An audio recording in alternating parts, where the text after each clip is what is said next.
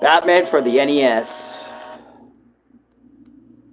Alright, so why did I suddenly start, wanting to play Batman for the NES? I'm going to tell a story, and then I'm going to talk about, the sequel and all that other sort of stuff. But we're going to start off with the first game. So,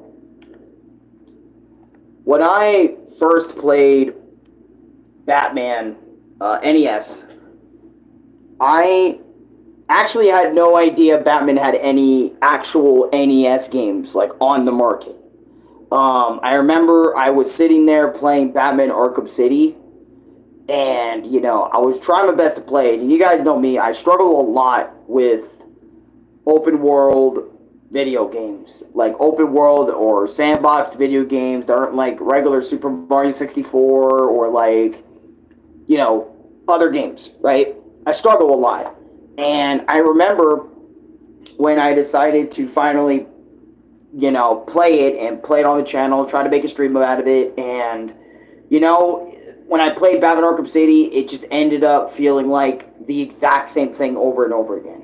Every time I attempt to play those games, I always fail. I never make it past the first level, or I never make it past the beginning section. And if I do, it won't be very long after until I decide to quit all over again.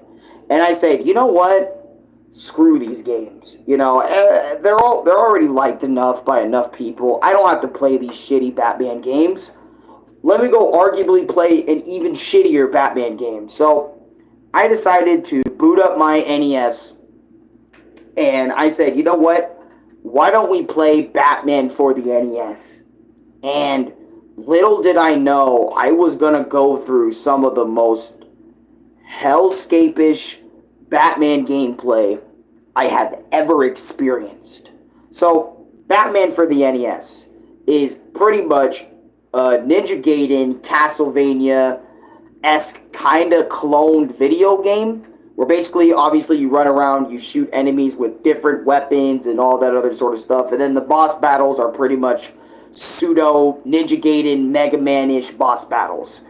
And I spent over 3 to 4 hours of my life playing that game, struggling back to back over and over again on each of those stages. And the bosses, oh my fucking god, the bosses were heavy hitting, faster than me, and way too bullshit, right? And I thought I could get through Batman NES pretty casually or pretty easily because, Nintendo Complete and other YouTubers who have played this game for the NES, they beaten it in 20 minutes flat, right?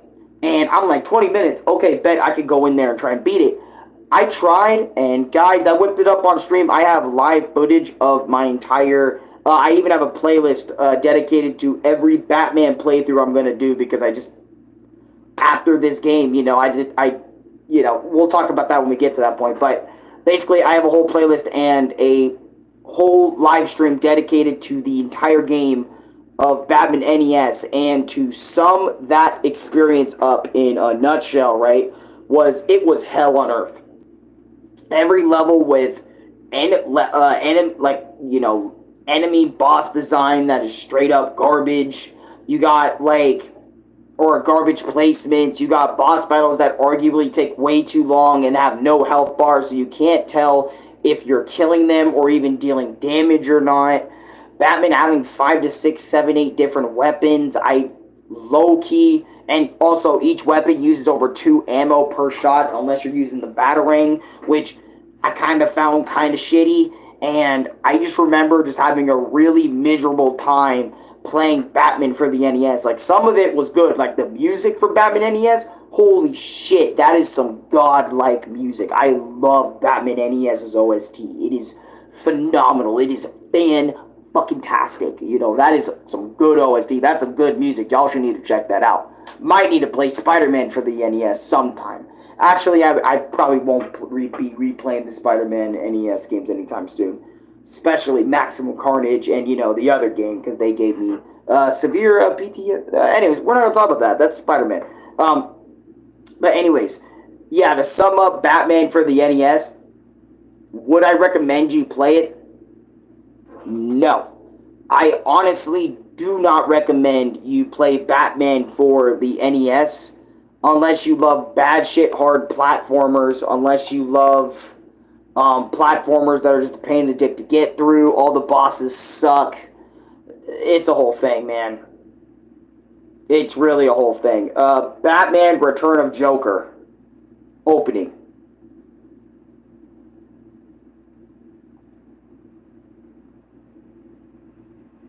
But anyways, let's move on to the second game, because the second game is a little bit more interesting.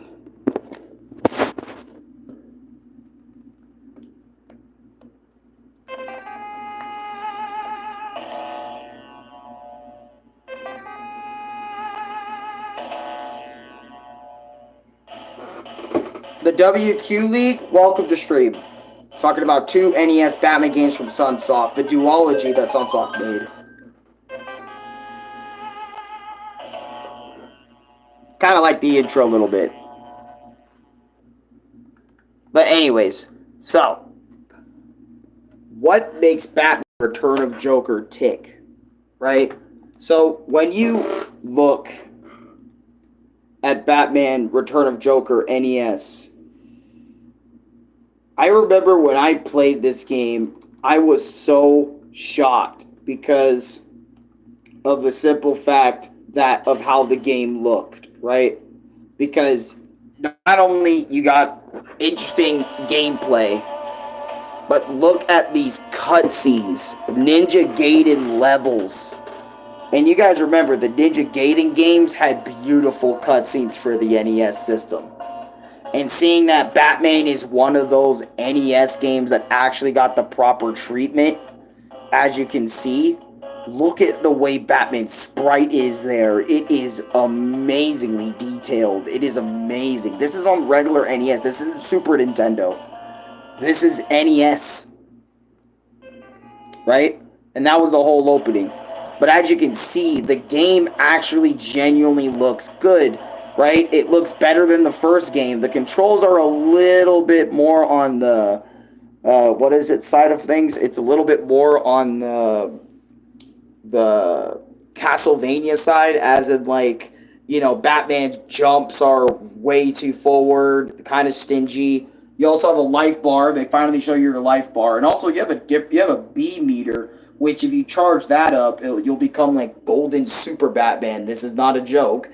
And you'll, like, shoot multiple projectiles in multiple different directions. You'll be pretty powerful, right? Oh, you also have a slide ability as well. That's new. The music as well in Batman Return of Joker is so good. But I won't lie, level design, enemy placements are all dickish, just like the first game. And also, instead of punching your enemies and having multiple weapons, yeah, this game just randomly takes a page out of Contra and says Batman just shoots things now, and it's kind of weird. And there's different level varieties. So you have the walking levels, you have your let me show you this type of level. You have your jet plane levels. Make sure you play this on an emulator too. Don't play any of these games without an emulator, because if you lose your continues and stuff, you don't get to go back to, you know, you get to go back to the beginning of the game and stuff. But anyways, bosses are pretty much just Mega Man. Like, literally, like, as you can look at the power meters, you know, for both you guys down there, it's just Mega Man-esque. Just get the right weapon / Contra. Get the right weapon, and you can be able to murk the bosses easily or very difficult, depending on how you want to go about it. And again, stages in this game range from fun to BS real fucking quick. And I kind of just want to show you, like, the Joker bosses, because those are the ones that are mainly important to me. You can't tell me that isn't a Wily machine. Like, Sunsoft didn't just get inspired by fucking Mega Man and said, put Joker in a Wily machine. That's a Wily machine. Anyways, outside of that, you also have 7-1, which is a pain in the dick. And then 7-2 comes up, which is the final level in the game. Joker versus Batman. This is literally just Sigma 1 from Mega Man X, a little bit, sort of, kind of. And, again, this boss can range from being difficult to pretty normal if you know what you're doing. If you know what you're doing, then it's not that bad. But if you don't know what you're doing, then this boss can really suck, right? And it won't be all that much fun. I also have a full playthrough of this on YouTube as well. And oh my goodness, I'm sorry for writing y'all up, or writing y'all up, that's wrong wording.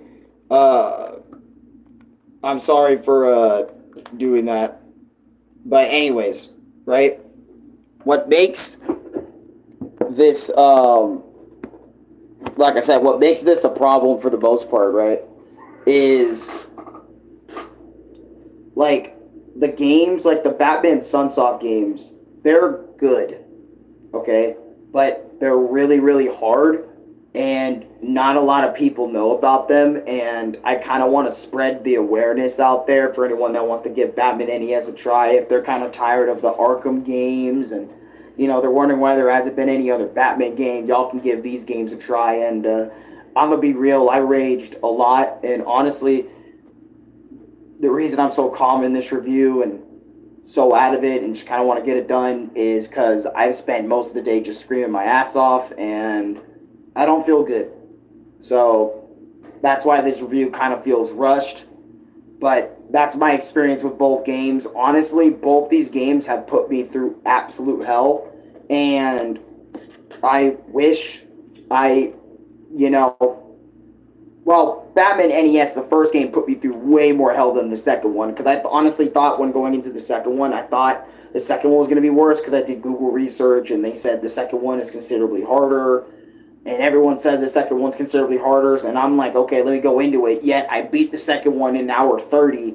But with the other game, I took me over 3 hours. So you be the judge of which one's harder. And I don't know, it could be very subjective which Batman game is harder for you. But anyways, I digress. Guys, I'm out of here. I've made so many streams today. I don't know if I even want to upload shorts. Like, comment, subscribe, favorite, share with your friends. I'm fucking done. Go watch Renee's stream. He's streaming freaking Spider-Man. Go check out Mr. Ronnie, man. He's Mr. Stream Guy now. I don't know why I said now 4 times, but go ahead and check him out. I'm done with this shit. Bye. And if you don't subscribe, Batman will come to your house and